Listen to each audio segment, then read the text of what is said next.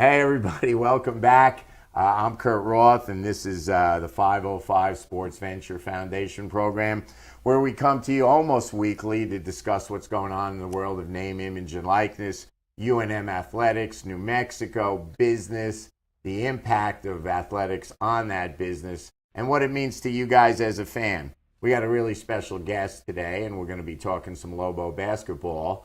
But first, I just want to let you guys know where we are, what we're doing. 505 SVF is continuing. We're going on. We're looking to be a supplemental fundraising arm of the UNM Athletic Department. So your help, your continued involvement is important to us. You know, you can go to 505sports.org, check it out. There's levels of donation. Our message board is alive. We're going to have a lot of information coming out now as we get closer to the start of the season, and we need your support. So if you're into Lobo athletics, you're into the state of New Mexico, helping us grow, that's it, 505sports.org. Before we get to our first break, I want to thank ProView Networks for giving us this opportunity every week. We're coming to you live from downtown Albuquerque above Central Avenue. Steve Davis up in the big chair to the right is our grateful. We're grateful for him as our host. And behind the glass, the guy who makes this event possible every week, my guy Adrian from Left Coast, Huntington Beach, Long Beach, LA. And I just had a question for Adrian. You guys know I'm a Knicks fan, and we are not used to this level of success. And so when I got here, I had a question because I'm all excited. I'm not sure what happens when you win these many games. But when do the Knicks play the Lakers? I thought that happened every year, and I'm waiting for that answer. Anyway, maybe I'll get it at the break. We're going to take a few seconds to sell you some stuff. We'll be right back. Stay with us.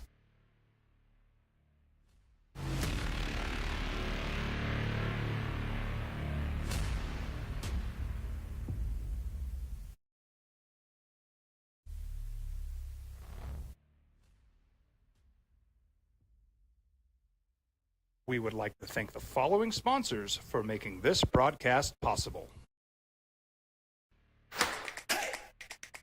Albuquerque's leader in sports is ProView. From pros to prep, all your favorite action.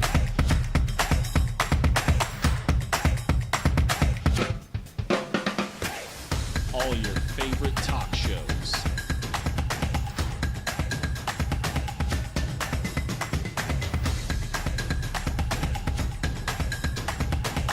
Find it on ProView Networks. Eagle Greens and Turf are a family-owned and operated business with over 25 years of experience in the home improvement industry. They are your exclusive dealer of celebrity green, synthetic putting greens, and artificial turf. They also have artificial turf that is specifically designed for your pets. Eagle Greens and Turf are proud sponsors of ProView Networks and can make your lawn green all year long at 505-273-2744. Raising Cane's invites you to grab life by the chicken fingers. So get out there. Be you. Do you. Embrace whatever makes you, you.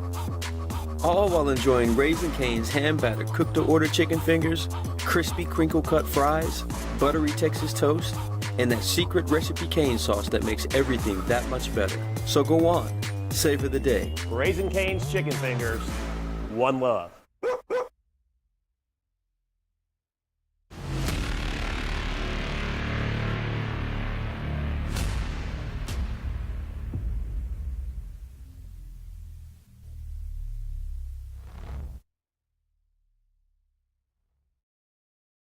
Okay, everybody, welcome back. Again, I'm Kurt Roth. This is the 505 SVF program.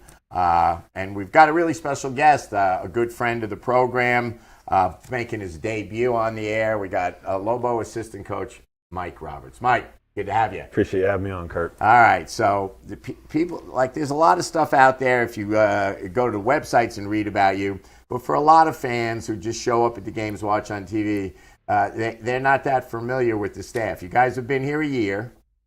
Everybody's back, correct? Correct. Our entire staff is back. So you have an interesting career in basketball. You're an Indiana guy, Terre Haute? Correct. Okay. But we were going through the bio this morning, and you played high school ball in Oregon. Correct. Okay. So you're a pretty good high school ball player. I stole a high major scholarship. Yeah, I was a good high school you stole player. a high. Yeah, but you were recruited by arguably the greatest college coach of all time, clearly statistically, but there are those of us who think he was the greatest coach of all time, Bobby Knight. What was that like? It was an incredible experience. Like I said, my family moved to Eugene, Oregon. My father built Sony factories around the world, so they were building another one in the States, so that was why I went to high school there. I was really fortunate. I had a great high school coach, a guy named Dean Stepp, whose son was Blake Stepp. People might know, played at Gonzaga. Was drafted by the T-Wolves. So, yeah, we had a lot of success, and I would still go home to Terre Haute in the summers, and some connections through that. Coach Knight and his staff heard about me, and that was my dream school. So that was kind of, when they offered, it was a real quick recruitment. There was no other choice. Okay. Yeah. But you never played for Bobby Knight. Correct. So after my boarding school, prep school year at New Hampton School, in the fall of my true freshman year, that was when they let Coach go. So I ended up playing 5 years for Mike Davis. Was on the national runner-up team my redshirt sophomore year. My first 3 years we had really high-level teams, and it was a great experience. Well, and now we're in the whole, as you know, you're right in the middle of the portal and free transfers. When you were playing, if your coach left, that didn't help you. If you transferred, you had to go somewhere and sit out a year, correct? Correct. And so was there any? Yeah. So let's just say the timing of Coach Knight being let go, I'd say it might have been a little planned because school had just started. So that tied us in for that remaining year. A lot of us had considered transferring, but it just didn't make logical sense to the rule you just pointed out. And then by then, we had some success. Coach Davis did a good job. Most of us were Indiana kids.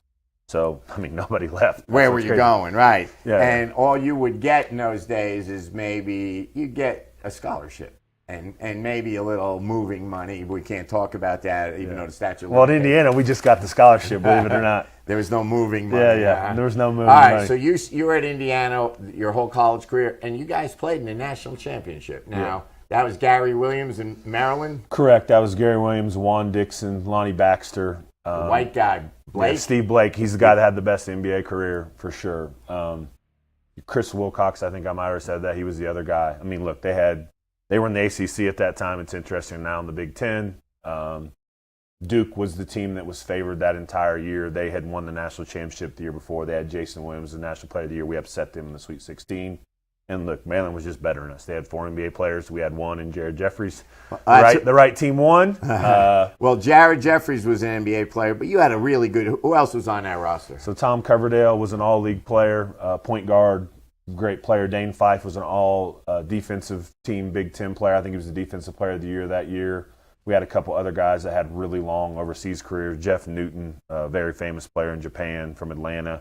A.J. Moy from Atlanta. We had a good, deep team. We were a top 5 defensive team in the nation both of my first 2 years, so we were hard to score on. We were big, versatile. Were most of those guys Bobby Knight guys, or were Davis recruit a bunch of them? Davis was the lead recruiter on plenty of guys as an assistant, but everybody on that team except for one guy that played on that Final Four team, that was Donald Perry, was recruited by Bobby Knight and his staff. So his legacy lived on, and as an old basketball fan, we remember that was a really controversial time. Yeah. Lobo fans remember not that time when Bobby Knight was let go. There was a period before. I wish I had done the research on the dates where he was threatening to leave. So that was 1987. He was thinking about coming here. So this is an interesting story. I was back after we lost in the NIT. I went down to Bloomington for a day on that Monday, the championship game, to just see some friends before I flew back. And our trainer at the time, a guy named Tim Garl, he told me the story about Coach Knight, and I can't remember the assistant. I actually want to say it might have been Norm, but don't quote me on that. Came and said, hey, this was after the 87 championship. Hey, get ready, we're moving to Albuquerque. So I don't know all the semantics of it, but Coach was frustrated with the president and the AD, and he had contacts out here, and he He strongly considered it Well, was supposedly down to the final hour him taking this job. I mean, that time I was back in New York, and there were no internet, none of this, and that story was in the New York Times that Bobby Knight was considering coming here, and I think Norm's an Indiana guy. Correct. Right. Played at Butler. So Norm is an Indiana guy.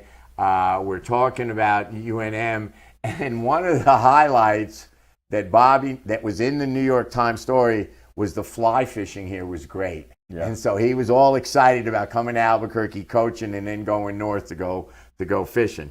All right, well, that didn't happen, and as we know, the rest is history. And again, I come from a family of guys in an era of basketball where Bobby Knight's style was how coaches were. Yeah. Like your high school coach, our high school coach was not a how are you feeling kind of guy. Yeah. It was like, dear, bleep, bleep, bleep, go run around the gym 5 times and then come back, and before you throw up, we're going to run some sprints here. And the basketball might get bounced off your stomach or your head at any time. All right, so we're about to come up against a break, but you obviously wanted to stay in basketball. And you're at that point where, hey, maybe I continue, maybe I try to play overseas, I want to play here, I want to coach. So obviously it was coaching. So we're going to take a break, we're going to get back, and Coach Roberts has a very interesting coaching career. Stay with us, we'll be right back.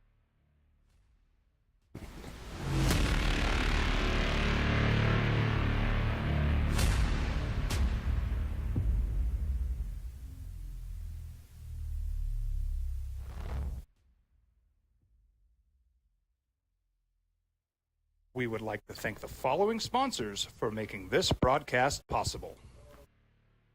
I'm a Blaze King customer, and I have been for the last 10 years. Blaze King stoves are very efficient, they're easy to maintain, and they use a lot less wood than you would typically use with a fireplace. Blaze King, that's a fire. The heat is on when it's a Blaze King wood stove, controlling heat up to 40 hours on a single load of wood with a built-in thermostat. See for yourself at either Blaze King showroom, Albuquerque and Santa Fe. Blaze King, and now that's a fire.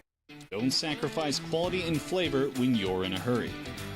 Golden Pride offers ribs, fried chicken, red and green chili breakfast burritos, and frontier sweet rolls. 4 great locations, or visit us online at goldenprideabq.com. Golden Pride Barbecue Chicken and Ribs are proud supporters of ProView Sports. ProView Networks would like to thank the following sponsors for making this broadcast possible. Hans Whitler Automotive, German car maintenance and repair in Albuquerque, New Mexico. Call 505-294-7684 or visit hanswhitlerauto.com.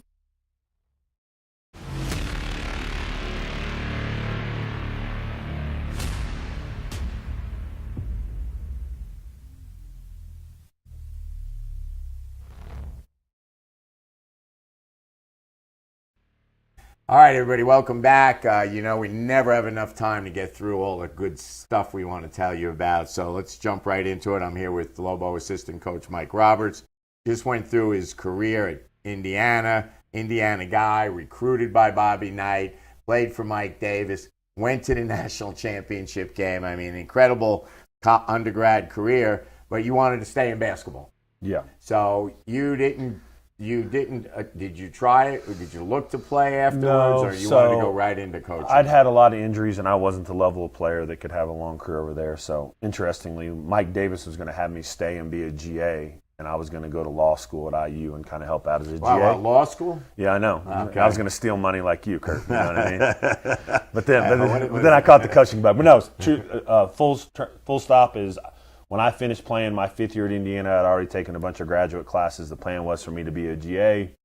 Wes Miller, who became my boss, was playing in the Final Four 05 in St. Louis. He said, you want to come watch us play? I just finished playing about 2 weeks ago. Sure, why not? Got in the car, drove to St. Louis, and when I was in St. Louis, I ran into Pat Knight. Tech was coming off a Sweet 16 run, actually through the pit. They made the Sweet 16, Ronald Ross and some of those guys. Right, New Mexico guy. Yeah, Hobbs. And so long story short, he said, what are you doing? I told him, he says, well, would you want to be a GA at Tech? Yeah.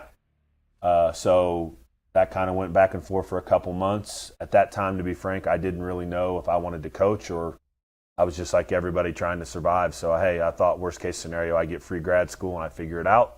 About 2 months into my time down there, I knew I wanted to do it. I got the fastest master's possible, and then went from there. I noticed that. It said when you got a graduate, you got a degree. That was the fastest. It was like, what, a week? No, a year? We won't talk about the story of how I obtained that master's degree. Okay. But I have my master's degree from Texas Tech, and then from there, I was fortunate, got a job at Cal Berkeley as a video for Ben Braun. That was when the Pac-10 was really good. 1 year as a video. I worked with some great coaches that are now head coaches. Dennis Gates was one of the assistants. Joe Pasternak at Santa Barbara, the assistants. I was the video. Both those guys moved on. I was bumped up as a 26 or 27-year-old as a Pac-10 assistant. We got fired the next year. But I was with Ben Braun for 4 more at Rice. Then from there, I went to work for my prep school teammate in New Hampton School, Wes Miller, one of my best friends in the profession. Worked for him for 7.5 years at Greensboro. From there, I was able to get a job at my alma mater, Indiana. I was there 2 years, then Cincinnati 2, UTEP. Now this will be year 2 in New Mexico. So I've had a long but fairly successful journey. Very successful journey. Not unusual for assistant coaches. I mean, head coaches too. We all know everybody focuses on the head coach. The head coach, he's here. They all leave. We're mad at Pitino. We're not. We don't know. But the assistant coaches move. It's very common. Very common. Correct. I mean, I've been really fortunate. You know, I had a 4-year stop at Rice to see a full class through. I had a 7.5-year stop at Greensboro. So I've been fortunate. I prefer to have long stops. It was just kind of the nature of the beast. You know, a couple times I've been on staffs that have been fired. That's how this goes. A couple times, you know, I was able to get the Indiana opportunity because we'd won a lot at Greensboro, right? So combination of failures and successes, I've been able to move around. That's the nature of the business. My ultimate goal is to be a head coach, but you know that they're hard to get. Right. Well, you know, futures is now, so we'll see what happens. All right. Now everyone has been itching to hear about Lobo basketball. You have the incredible job of doing the schedule. Incredible. I don't know about incredible, but yeah. Complex. Yeah, a complex. It's a complex role, and it's clear by the way the NCAA and the selection committees all favor the P4 schools. It's almost outrageous. So in the past, I mean, we had Chris Paul play in the pit. Yeah. We had Patrick Ewing play in the pit.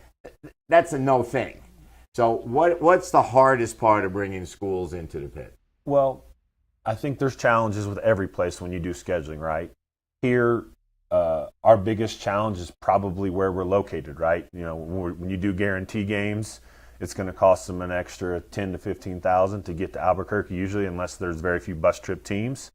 And then, you know, with the way, you know, I've been on the other side of this, right? There's just metrics that you have to meet in terms of getting in the NCAA tournament. So it doesn't make logistical sense if you're in a 20-team league, which some of these P4s are, to risk coming to Albuquerque and losing a game. If you're going to play somebody like us, you know, we work at it. Hopefully maybe we'll catch a break, but for the most part, it's going to be in a neutral site, kind of like how we were able to play Nebraska and Mississippi State last year, right? So there's a lot of moving pieces to it. There's more deception and different angles being worked in scheduling than recruiting. People from the outside wouldn't know that, but I mean, it's a very important responsibility and one that, you know, Coach Owen and I work closely on, and I think people are going to be pleased when our schedule comes out here in a little while. Well, that's the next question. So we know, and we're going to talk roster in the next segment, but we got pretty much, unless there's some visa problems, we're going to have everybody in town in June, the roster, and then start working out the first full week in June. When do we think we're going to, because in the past we knew the schedule. We don't know, you know, Mountain West is working on the schedule. You're still working on it. When do you think it'll be wrapped up? Well, I think one thing people should understand is with the transfer portal, you know, people don't want to play teams until they know what the rosters are. Well, now the rosters are set even later than usual, so it's just kind of a domino effect. That's moved back the scheduling component. My guess is that hopefully everything will be close to done by early August, and then sometimes you're still wrapping it up in early September, right? But I think I'm not on the marketing team, but as you can see, as things get signed, you know, we're slowly releasing pieces of it. So the other thing that's different is next year used to be 31 total games. Now they moved it to 32. So now we're going to have 14 out-of-conference opportunities, 18 league games in the Mountain West, 14 non-league, so that's more to get. The other thing that they've changed in the last legislation is it used to be 2 exhibitions and closed doors. Now it'll be 3. So we're going to play some opponents within that it may not count for our regular record. I'm not the one to comment on it, but I think people will be thrilled about some of the people coming through here in that context. Coming here, we'll have probably 2 exhibition games here or 3? As of now, ink isn't dry, but it's looking like 2. Yeah. Two good opponents, and then we'll hopefully start one on the road versus another really high-level opponent that would come back to us. So we're excited about that. All right, great. We got one more segment. We're going to talk roster. Stay with us. Again, we're going to try to sell you some stuff. Maybe we'll get some Laker highlights up here during the break. We'll see. We'll be right back.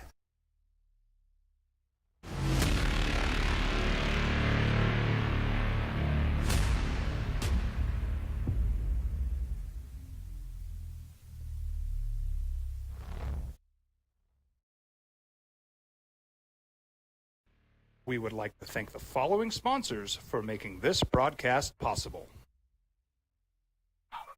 Raising Cane's invites you to grab life by the chicken fingers. So get out there. Be you. Do you. Embrace whatever makes you, you. All while enjoying Raising Cane's hand-battered cooked-to-order chicken fingers, crispy crinkle-cut fries, buttery Texas toast, and that secret recipe cane sauce that makes everything that much better. So go on. Savor the day. Raising Cane's chicken fingers, one love.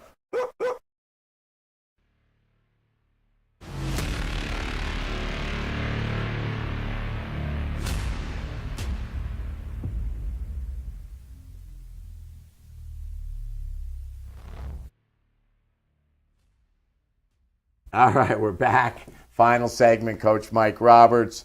We've talked a little schedule. We talked some history. All right, everybody wants to know. Transfer portal, NIL, graduation, 5 years, 6 years. We just got a football player back yesterday who's going to play, I think, his 6th year. Big news for Lobo football. But we got a new roster, basically. We got the 2 guards, Jake, everybody was sweating. Uriah. Do we expect Uriah to jump into that starting role? I mean, Uriah, he was playing in that role at the end of the season. Right. You know, we think he has as much, if not more, potential than anybody on our roster for taking a jump. So, yeah, I mean, we expect Uriah to be a huge contributor. He played, Jake gets a lot of attention, and deservedly so, but Uriah had a special freshman year, and, we expect him to be a problem in the Mountain West and be a big contributor to our team. Okay, so we got those 2 guys as the nucleus, and then we got a lot of talent coming in. I was just talking last week about watching something on Amazon about the old ABA, and there's our guy Hudson Mays, whose Roger grandfather played with Mel Daniels, Yeah. and in fact, after his grandfather died very young, he was in touch with a regular basis. And he's also in that special. So Soul, S-O-U-L, the history of the NBA, ABA. Check it out. So talk about Hudson. I've seen him work out. I was kind of blown away. Yeah, well, I think he's not a returning player, but I think the transition for him, because systematically what they do, UC San Diego, has a lot of similarities, especially defensively. So obviously he's new to our situation and new to Coach Olin and our staff, but I think schematically a lot of that will be very similar for him, which will, I think, minimize the adjustment. And he's physically unbelievably talented, great athlete, a lot of versatility. He'd shown in high school especially ability to be disruptive and put his hand on the ball, steal it, block it, be disruptive, which is a thing we value. We're excited about him for sure. Well, okay. And then, I'm going to jump all over the place. We've got a bunch of international guys coming in. Yeah. One of them has been in the pit already, the practice. Yeah. Let's talk. And everybody knows he's recruited by St. John's. Yeah. Got hurt, didn't play. Yeah. Talk about him. Yeah, Imran. I mean, he Imran, was. Yeah. right. So he was unbelievably high level player in FIBA basketball. We saw him play in FIBA. It was down to us in St. John's, 13 months ago-ish. And unfortunately for him, he got hurt this year. But with health, we think he can be really impactful. We've been high on him for a long time, so we're excited to get the opportunity to coach him. Positional. So, he's wing-ish player. He's bigger than me, you know. So, Yeah, size and physicality and versatility, we're excited about that. Really good basketball player. Excited to see what he can do when he gets here. Well, yeah, these international guys all love to shoot it too. He's just not going. I was fortunate to see him work out. He's very engaging, very outgoing. Talked to me, and I asked him. I said, "How was the altitude?" He goes, "Altitude." He goes, "I'm so out of shape." He goes, "I can't even feel the altitude." It was the first time I dunked since October. But he was big. He was mobile. He wanted to shoot the ball. Looked really impressive. All right, we got another. He's Austrian, correct? Yes, correct. Yeah, we got another Austrian kid, a younger guy. Yeah, Benny. Yeah, tell us about him. So a lot of versatility, both offensively and defensively. A lot of positional size. Again, guys at least as tall as me, but has a lot of perimeter-oriented skills. Kind of Swiss Army knife, jack of all trades. Been playing internationally for a long time as well. Been playing with adults. We're excited about him and the versatility he brings. And lastly, let's see, we got the German kid, Finn. Yeah, Finn. Finn. Yeah, Finn last string. Yeah, okay. So Finn had a really successful summer last summer. Was a starting center on 1800 German national team. We've kind of found that if you can produce, especially at 18 and under A's, which is where he was playing, that's the closest thing to high-level high school competition that you can get here. Really, really skilled offensive player, shooting ability at the 5, which as you've seen with Coach Owen's system, that's an important attribute that's tough to guard. We're excited about him as well. And we talked yesterday, if you read the Journal, and you've got to read the Journal, I tell everybody, just subscribe. Don't try to just pirate the articles off the internet. We need local journalism. Grammer's trying to do the best he can. There you go, Albuquerque Journal. We got the kid from William and Mary. What's his deal? Yeah, Tunde, really skilled player. Offensively, he's going to create mismatch problems for other teams. Again, just another older, experienced player with a lot of skill, things that, we value, Coach Owen values, and we're excited about him. He was a really productive player last year in that CAA, so we're pumped about it. Okay, so the one fundamental question that everyone's asking is I battle with these guys all the time. They don't understand they're not yet accepting the Olin style completely. Where's our big guy? We lost JT. Yeah. They want a traditional big. Well, we really don't have one, do we? I think both of the international bigs that are coming in fit that mold size-wise. They are size-wise, but that's not the international game's different. They're not back in, lean in. Yeah, I think there's a lot of different ways to be successful in modern college basketball. We have unbelievable resources and support here, but the truth is the most difficult position to retain is the center position. There's only so many guys that fit that mold, for lack of a better term, so retention's been difficult, and we've decided to invest in other avenues, but we think our center position is going to be really good. We think it fits Coach Owen's system. We don't have a traditional old school 5-man that's down there, Ben Wallace style. No, that's not us. No, Ben Wallace. All right. Yeah. Well, we're going to wrap it up. We're coming down to the end. Could there be a bigger difference in styles than Bobby Knight and Eric Olin? There's a lot of similarities from the standpoint of I think they're both really cerebral, really well thought out. Their temperaments are obviously different. But in terms of the way they approach the game and taking advantage of the margins and both being really highly intelligent people that are good program runners, like that is a similarity. But personality-wise, obviously very different. All right, man. Well, we're done. I want to thank you for coming. We're going to get you back after we get a month or so in. Okay. Get a little scouting report on how everything's going. I want everybody to stay with us. 505sports.org. Help us out. We're supplementing the programs, basketball, football, women's basketball, and the Olympic sports. We need your help. 505sports.org. We'll see you next week. What's going on, Lobo Nation? Ja'Cory Krosky-Miller here. And I'm Devin Dampier. The Lobo football team is going through some changes, but we're here to stay. We'll put in the work on the field and in the weight room, but we'll need your help off the field. 505 Sports Venture is leading the charge in the NIL space. And you can be part of it. Try this shit better than all my intentions. Like this shorty, you got my attention.